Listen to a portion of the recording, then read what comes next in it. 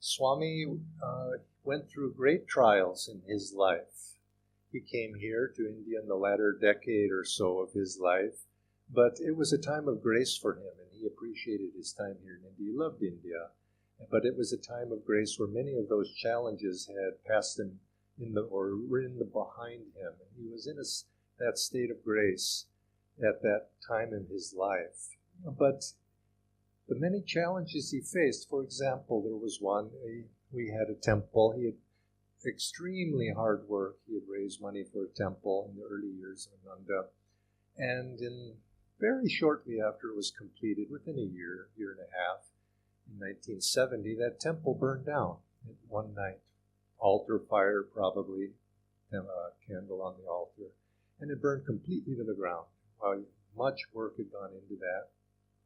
And the next day, he absorbed that, but then he went shopping at the local grocery store where the lady there was a French lady, and the French lady was remarkable in her reaction to Swami when he came in the door because he was singing.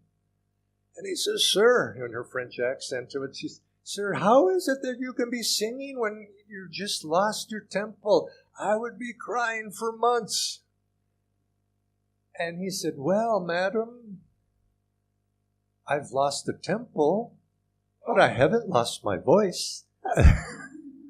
And this was his message. And I think the message that I took from his life, and the message that I would share with you as well, is when we have difficulties in life, when there's dark times in our life, when there's trials in our life, bad karma comes to flowering in our life, we confront that not by suffering, but confront it with joy.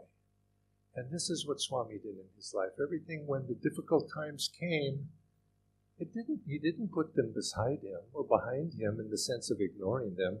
He confronted them. But how do you confront them? You confront joy. You confront suffering with joy. You confront darkness with light. Adversity with greater will and energy to overcome that challenge. And the message that I took from his life, watching him go through all of his struggles in life, was we always have a choice. Always. There's never a time in our life, no matter what happens to us, that we cannot choose. Do we face the light? Do we put out joy?